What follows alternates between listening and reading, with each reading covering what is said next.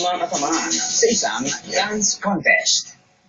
Pero nagulat na lamang ang kanyang mga kamag-anak nang siya ay ideklarang patay sa isang klinika.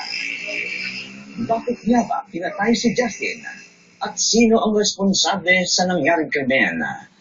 Ang investigasyon sa kaso, narito na.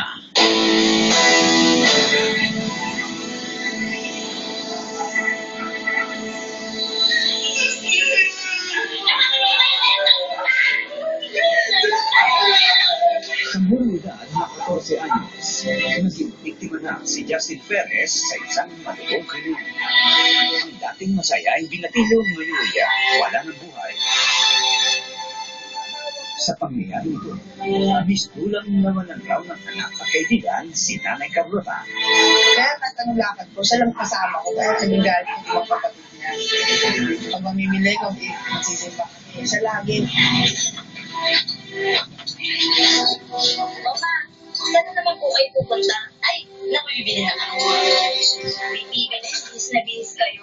Nagsasales kayo mga niya pa natin. Kasi bakit daw lagi si Justin, gano'n. Ayon naman kay Lauren, napakabuting kapatid ni Justin. Wala lang. Tapos, kasi pag sa utos mo lang, susundin mo agad. Tapos laging siya katulong. Katabi ah. Mga doon, luwag-luwag doon eh oh. Ayaw mo ba ang katabi? Ang asim mo. Nakahiga kayo. Tatabihan ka. Titignan ko, tatawanan ka. Diba parang kayo, tatawanan ka, parang nagpapalang din. Maging ang mga kaibigan ni Justin nagluksa at nanginayang sa malupit na kamatayang sinapit ng binatilyo.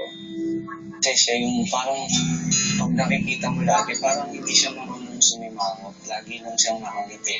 Lahat ng kaibigan po namin, mabilis na po nakakusip. Mabait. Yung kahit may problema, lagi nakangiti. Ngayon, lahat sila ay humingi ng justisya para kay Justin Perez. Samantala, agad namang nai-report sa Nagotas Police ang krimen. Si PO2 Philip Edgar Valera ang rumisponde sa crime scene. Meron nagkalat na mga dugo doon na nag-indication na may lambulan. Yung biktima ay pilit pang inaalis ang katawan niya sa area. Ano pinagsugod kay Johnson sa layang kanina? Nakita mo ba kung ano nangyari? Opo, sir. Kinuyog po si Justin. Noon naganap rin ng posibleng testigo ang mga pulis. Mas kitang-kita po na ang pinagsasaksak ng ice pick. Pinakuha kami ng mga witness ng mga kasamaan nung sila ay kasalukuyan nagsasayawan.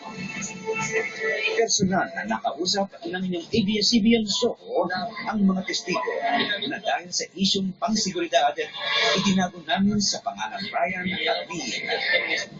Pasado alas 11 ng gabi noong 23 na Enero. Kasama rin naman si Justin. Galingan niya, bro! Magsasayaw na po kami, papanoorin niyo po kami niya. Kada may contest po, siya lang po isang kasama namin. Pagkas po namin sinaw, nanonood pa rin po kami ng mga sumasayaw. Gayun man, pasado alas 3 na madaling araw, bigla na lamang nagkagulo.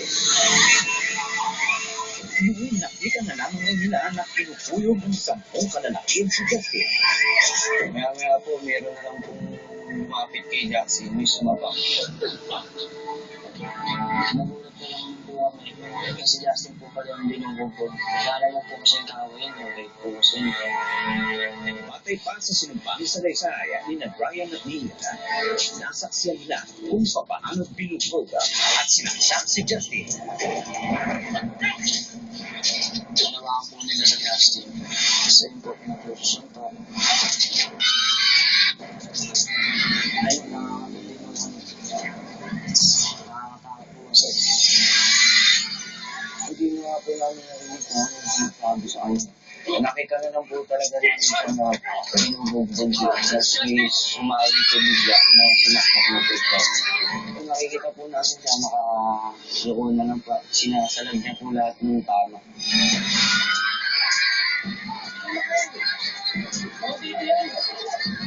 Noong mga sandali yun, ang dahil naman nila malapitan ang kaibigan upang tulungan. nailang na po kami lumapit kasi nga po, pag lumapit kami, yung iba po may mga dalang ice pick, 29, nanginginig na nga po kami, hindi na po kami makalapit. Gusto namin siyang lapitan. Hanggang sa, nung marami na po sumaksa, nagtakbuhan na po sila sa doon.